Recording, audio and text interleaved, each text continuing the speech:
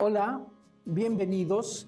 Somos la maestra Eva Rautenberg y el profesor Juan Carlos Rangel. Vamos a presentar el proyecto La educación en el mundo hoy.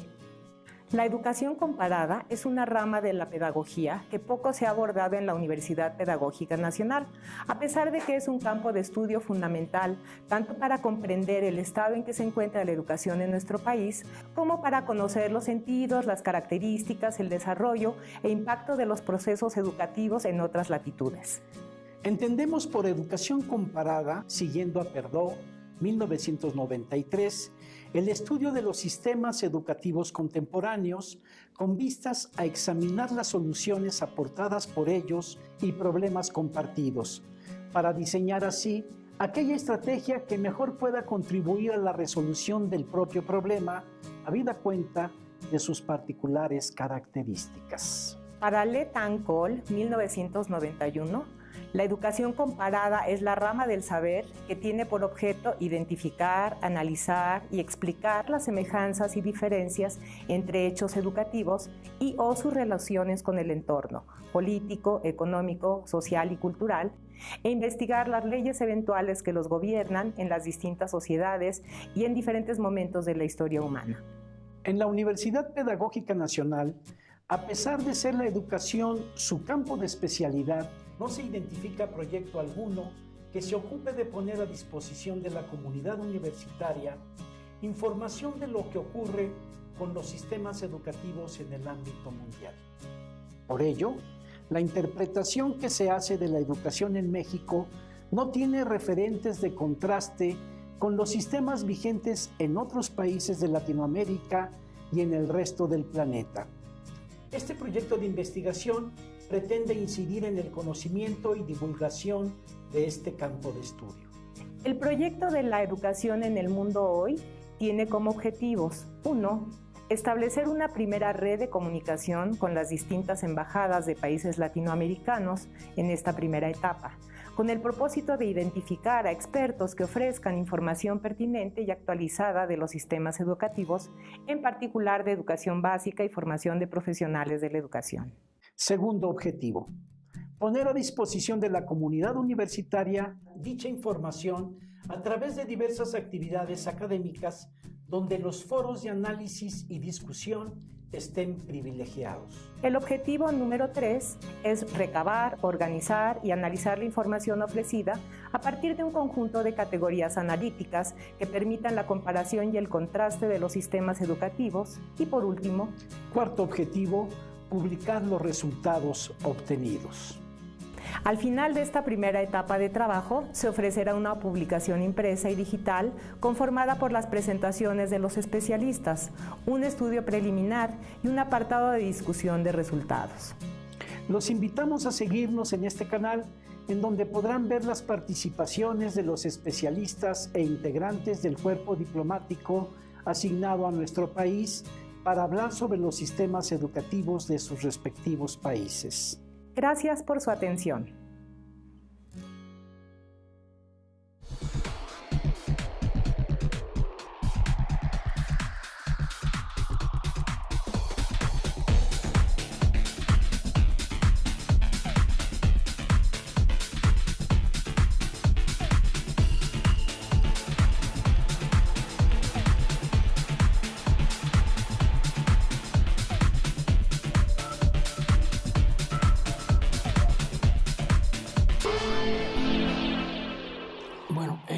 Primero, agradecer a la Universidad Pedagógica Nacional la posibilidad que nos dan de estar aquí para poder compartir con ustedes un pedazo o una parte de la educación cubana, de cuánto hemos hecho, de qué vamos o qué nos proponemos seguir haciendo en la educación, pero además no solo en Cuba, sino también en distintos lugares del mundo donde también tenemos muchos educadores cubanos que hoy están laborando.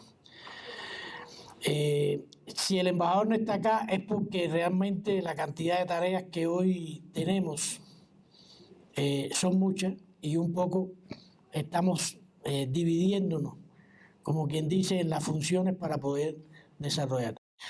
Como nos habían comentado y habíamos hablado, sería un ciclo de conferencias donde por supuesto estamos comenzando con Cuba sobre la educación del mundo. Bueno, en Cuba desde el 59 lo único o parte de lo que estamos haciendo en el campo de la educación no es más que cumplir con los idearios pedagógicos de la pedagogía histórica de Cuba, y uno de ellos es José Martí. Por tanto, una de las cosas que hoy hacemos es, o sea, tratar de sembrar semillas, de abrir escuelas para poder obtener y recoger hombres preparados y hombres con un futuro de desarrollo. Quería, como mismo se menciona aquí, comenzar a partir de que estamos hablando de cuál es la realidad de la educación en el mundo hoy. Porque como vamos a hablar de un ciclo y vamos a hablar sobre la educación del mundo, hoy hay una crisis en el campo de la educación, sobre todo en aspectos esenciales de la educación, como son el analfabetismo, donde más de 781 millones de personas hoy son analfabetos, pero fíjense qué particularidad, que 2/3 de estos son mujeres, donde el 58% de los niños de primaria no están escolarizados y otros 100 millones no la terminan, donde 63 millones de adolescentes de edad secundaria básica están sin educación. Y esto al futuro va a representar una situación de un crecimiento del analfabetismo. Y también situaciones de pobreza que hoy existen en diferentes rincones del mundo, que también de alguna forma inciden en los resultados de la educación. Para que tengan una idea de qué pasaba en Cuba antes del 59, que triunfa la revolución, y puedan ver con lo que hoy pasa en el mundo. Bueno, les puedo decir que en Cuba, cuando triunfa la revolución, habían 9.000 maestros desempleados. Teníamos solo 3 universidades públicas. Verán ustedes después cuántas universidades hoy tenemos en Cuba. Solo existían 6 escuelas normales para formar profesores. El 23,6% de la población cubana era analfabeta y el 50% de los niños en edad escolar, unos 800.000, no asistían a la escuela. La enseñanza media y media superior, por supuesto, era solo para una minoría. ¿Qué pasa después del triunfo de la revolución? ¿Cuáles son las primeras medidas que toma el gobierno revolucionario después del 59? Fíjense que va en correspondencia con ese pensamiento inicial de José Martí. Se crearon en un solo día 10.000 aulas primarias para escolarizar a todos esos niños que no asistían a la escuela. Y logramos en un solo año llevar la escolarización de la enseñanza primaria a un 90%. Hoy está en un 99,4%, que después verán más adelante. Conformamos la primera reforma integral de la enseñanza en ese año 59, donde determinaba que el objetivo principal de la educación era el desarrollo del ser humano. Por tanto, era la prioridad y era la principal tarea de la revolución. Se reorganiza el Ministerio de Educación en función de ese objetivo y se logra un trabajo de construcción masiva de escuelas. En Cuba se priorizaba mucho lo que es la convención, los cuarteles militares y se convierte en 69 cuarteles militares en escuelas. Hoy hay 2 muy grandes, uno en La Habana, Ciudad Escolar Libertad, que era un cuartel militar donde además residía el presidente en aquel momento, Batista, y hoy se convierte en lo que es, cuando triunfa la revolución, la Ciudad Escolar Libertad, una ciudad donde hay todos los niveles de enseñanza.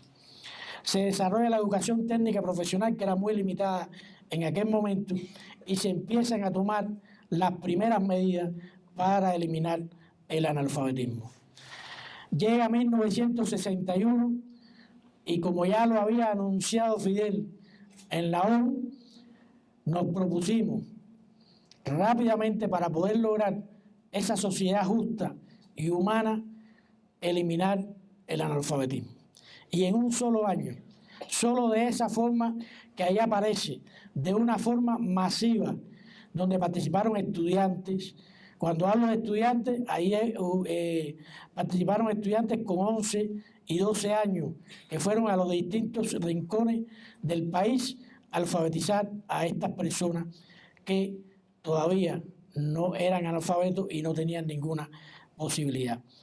Se crea la Brigada Conrado Benítez, que es una brigada que se crea a partir de que, como parte de los intentos de frenar la posibilidad que tenía la revolución de hacer estas acciones, bandas contrarrevolucionarias que existían en los campus asesinaron a un joven, en aquel momento Conrado Benítez, alfabetizador, buscando que la población sintiera miedo y se detuviera la campaña de alfabetización. Sin embargo, lo que buscaron fue que se incorporaron más de 100.000 estudiantes que formaron esa brigada, y se amplió más todavía la cantidad de personas que estaban alfabetizando.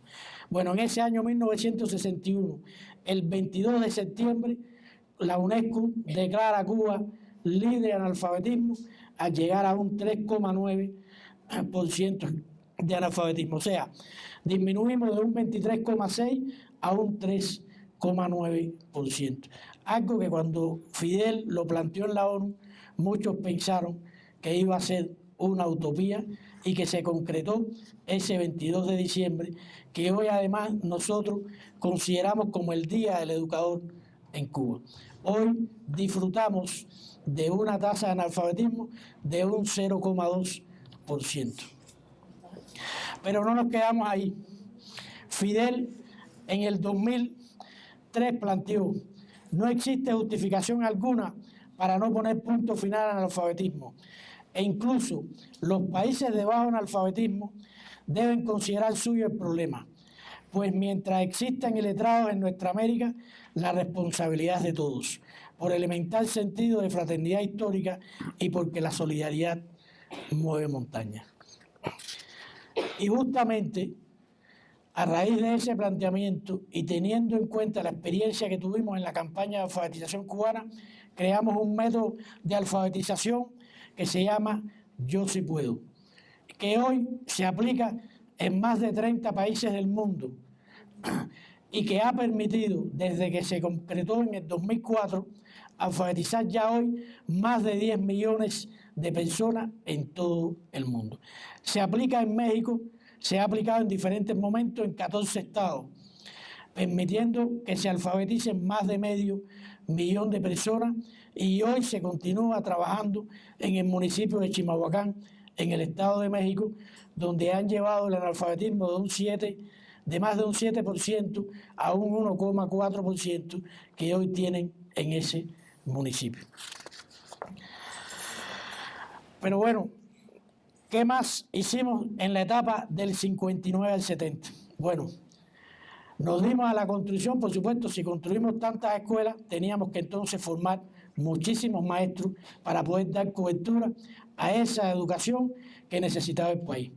Se constituyó entonces el contingente de maestros voluntarios con 3.000 personas que fueron a educar a los campesinos que ya se alfabetizaban, que empezaban a formarse y a trabajar en diferentes lugares remotos y lejanos. Se constituye la Brigada de Maestros Vanguardia Fran País, que trabajó en las provincias de Oriente, Villa Clara y Pinar del Río, también en las zonas montañosas. Se creó el Plan de Educación para Campesinas Ana Betancourt, que eran muchachos que estaban en zonas, lugares muy lejanos, que prácticamente no tenían educación, y el objetivo esencial era enseñarles un oficio, enseñarles una profesión y que luego se pudieran incorporar al desarrollo de la sociedad.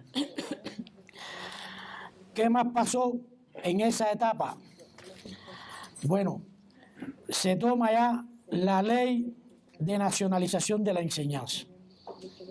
¿Qué sucede con esta ley? Bueno, a partir de ese momento ya deja de existir la educación privada en Cuba y toda la educación hasta hoy en día en Cuba es pública, laica, gratuita, masiva para todos los estudiantes. O sea, todas nuestras escuelas tienen los mismos recursos, tienen las mismas condiciones y tienen las mismas posibilidades. Eso facilita que nuestros niños van a la escuela que está en su comunidad. Eso facilita también el trabajo para el maestro, porque todos sus estudiantes están en la comunidad de la escuela y les facilita todo el trabajo educativo y pedagógico que tienen que realizar con sus estudiantes. La enseñanza pasa a ser obligatoria en aquel momento hasta sexto grado, o sea, 12 años. Las guarderías tradicionales, que lo que hacían eran cuidar muchachos, pasan a ser círculos infantiles, donde además de cuidarlos, se les enseña y prepara para el desarrollo lógico, motor y el aprendizaje, y que lleguen con todas las capacidades necesarias a la educación primaria.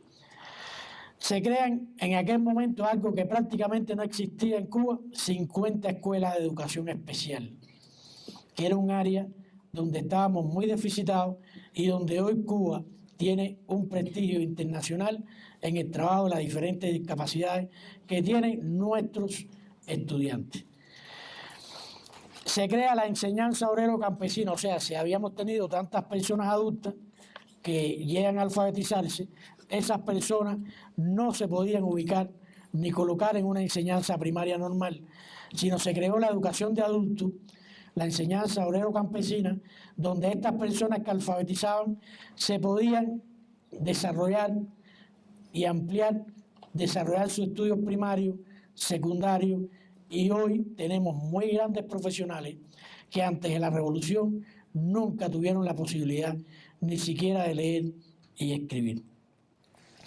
En la década del 71 y 90 ya el país tenía una mayor preparación, ya teníamos docentes muy bien preparados y podíamos empezar a trazarnos empeños mayores. Se construyen entonces las escuelas secundarias básicas en el campo, donde los estudiantes podían vincular los estudios con el trabajo dentro de la formación y la educación, que es uno de los principios de la educación cubana.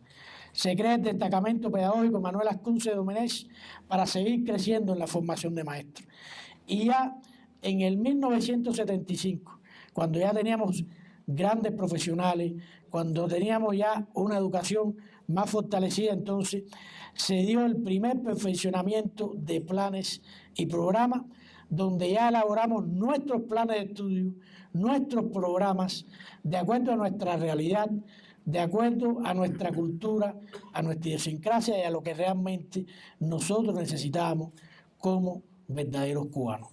Esto después se reactivó en el 1989 y hoy en estos momentos Cuba está en un proceso de perfeccionamiento de planes y programas también que hacemos desde una concepción científica e investigativa, contando y conceptualizando con estudiantes, con profesores, con miembros de la comunidad, con miembros de la familia de cada una de las escuelas para poder dar y concretar cada uno de estos planes de estudio. Se amplía la red de instituciones educativas, donde teníamos muy limitada la educación tecnológica, y se amplían las especialidades con más necesidades que tenía el país. Pero luego llega un periodo muy complejo para Cuba. Desaparece el campo socialista europeo. Fíjense la situación económica en la que queda Cuba. que se afectó el 85% de su economía. Creo que pocos países en el mundo resistirían un embate como este. Se reduce el Producto Interno Bruto en un 34%. Después de aquella década, llevamos más de 15 años creciendo y todavía no hemos podido equiparar los niveles de la economía que teníamos en los años 80, a pesar de que hemos crecido entre 1 y un 2%. Ya el año pasado, con todas las transformaciones económicas que hemos ido teniendo, logramos crecer por primera vez en los últimos años en más de un 4% del Producto Interno Bruto. Pero además de esto, Estados Unidos aprovechó esa situación y crearon nuevas medidas para recrudecer el bloqueo, para hacernos más difícil la existencia en el país. Sin embargo, en esos 10 años, en Cuba no dejó de funcionar ni una sola escuela, ni dejó de funcionar ningún centro médico en el país, a pesar de la situación económica que tenía el país. Es por eso entonces que viene la concepción, y ya a partir del año 2000, en que el país empieza a ver cierto crecimiento en la economía, y digo cierto porque todavía, como les explicaba, no estamos a los niveles que teníamos en los 80. Ya estábamos pensando en una educación más dirigida a la individualidad, a cada ser humano, al trabajo diferenciado en el aula de cada uno de nuestros profesores. Y esa era la concepción que tenía Fidel. Fíjense que Cuba además invierte, y es el país reconocido por el Banco Internacional Mundial que más invierte de su Producto Interno Bruto en la educación, donde invierte 12,9% de su Producto Interno Bruto y el 27% del gasto público. O sea, hay toda una intención y una opción de gobierno de mantener y desarrollar la educación como elemento esencial dentro del país. ¿Cuáles son los principios que sustentan la educación cubana? Primero, como ya les he explicado, el carácter masivo y con equidad de la educación. O sea, todos los recursos que tienen nuestros niños en cada una de las escuelas son los mismos para todos. Desde el que vive en la ciudad hasta el que vive en la zona donde no hay luz eléctrica. Y ya veremos después cómo lo vamos haciendo. Participación democrática de toda la sociedad en la educación. Todo cambio, toda transformación que desarrollamos en la educación se consulta con los estudiantes, con la familia, con la comunidad y con los profesores de las escuelas. Se combina el estudio con el trabajo, como ya les expliqué. Nuestros estudiantes realizan labores agrícolas en periodos determinados del año de cada una de las escuelas. Pero además se vinculan al trabajo comunitario dentro de la comunidad. Por ejemplo, hoy los países de América enfrentan un gran problema con el dengue, el Zika y el chikungunya. Esto se da esencialmente por el problema de los mosquitos. Nosotros la que más nos afecta generalmente es el dengue.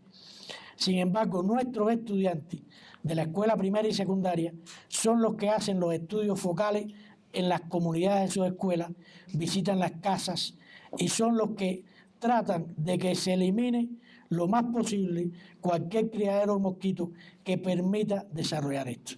Otro elemento que realizan nuestros estudiantes es que en Cuba, en los periodos electorales, quienes cuidan las urnas son los estudiantes de nuestras escuelas primarias y secundarias.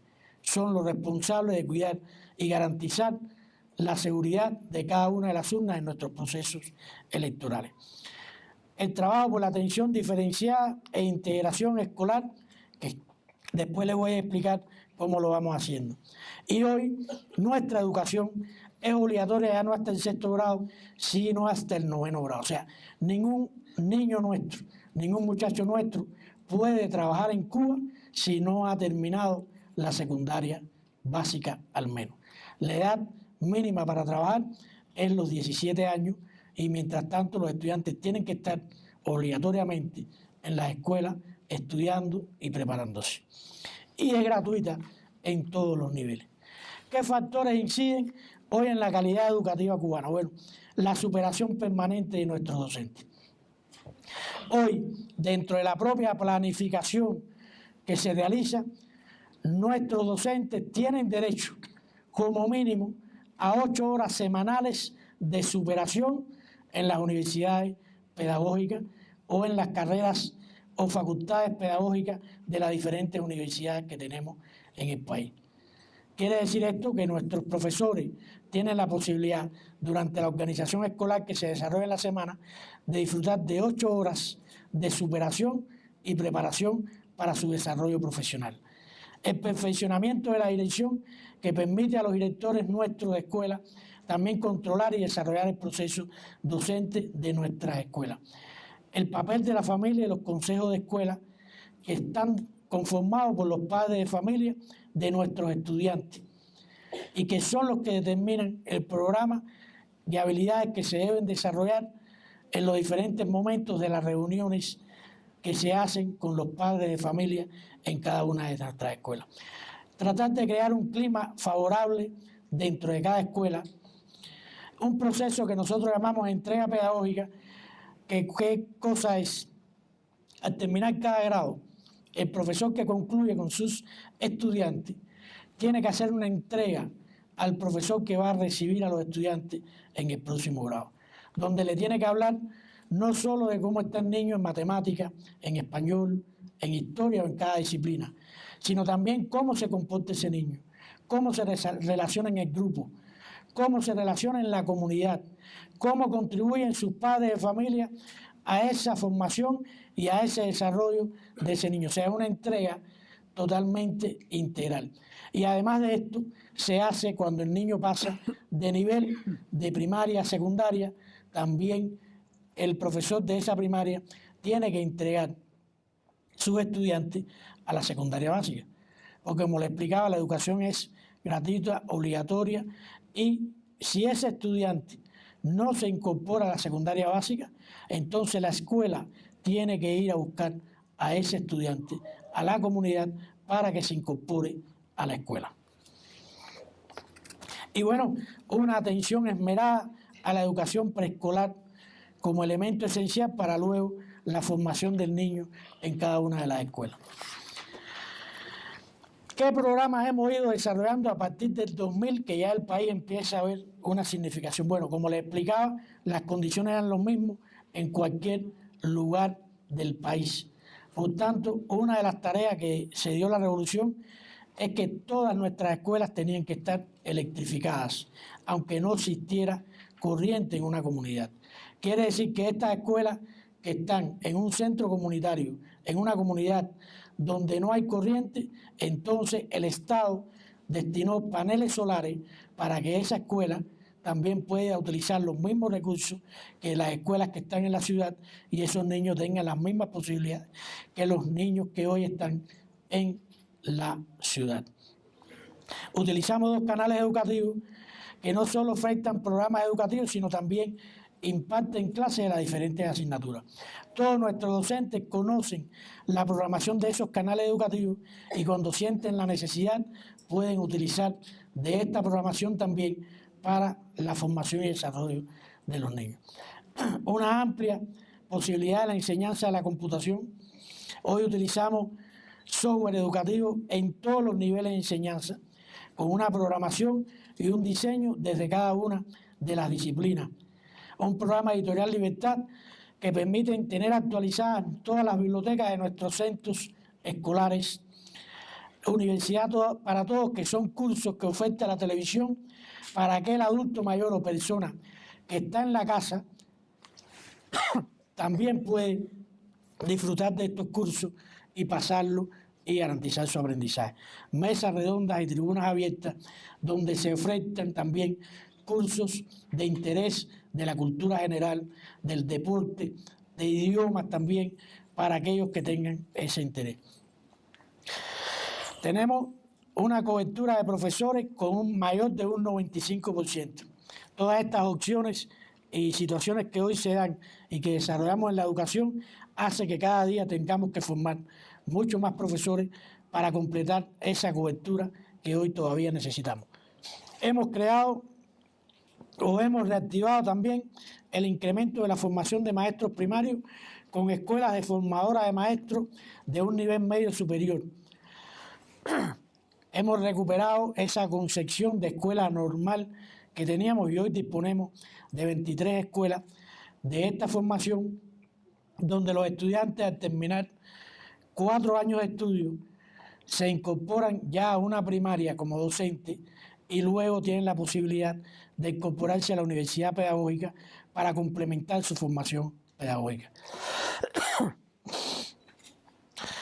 Hemos incentivado también que se crearon desde 1962 la formación de instructores de arte.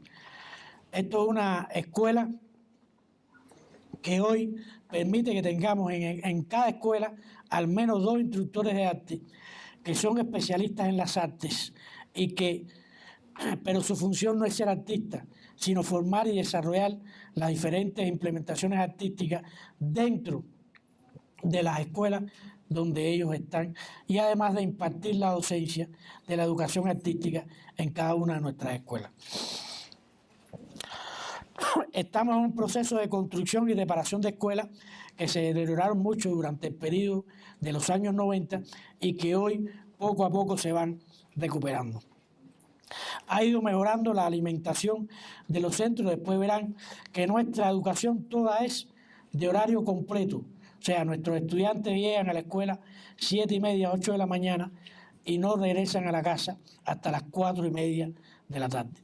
Por tanto, el Estado garantiza en la educación primaria el almuerzo para todos los estudiantes y en el caso de la secundaria básica garantiza una merienda reforzada que le da la posibilidad de mantenerse en la escuela durante todo el periodo.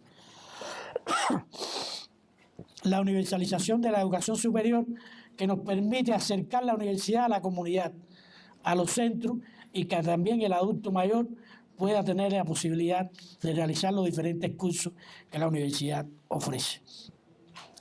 El uso eficiente de los laboratorios de ciencia que hoy desarrollamos en cada una de nuestras secundarias y preuniversitarios y, como ya les decía, la posibilidad entre 8 y 12 horas semanales de preparación metodológica que tienen nuestros docentes. ¿Cómo funciona nuestro sistema educativo? Bueno, muy similar al de acá. Con una educación primaria de 6 años, con una educación secundaria de 3 años, con un preuniversitario de 3 años y la educación técnica profesional que también tiene el mismo nivel del preuniversitario, pero además tenemos las escuelas de oficio, que son aquellos estudiantes que ya quieren incorporarse directamente a la esfera laboral y tienen la posibilidad entonces de aprender un oficio de carpintería, de plomería o cualquier otra opción y ya se incorporan a la esfera laboral. Todos estos niveles tienen la posibilidad de ingresar a la educación superior a partir de exámenes de ingreso que se realizan al iniciar cada curso escolar.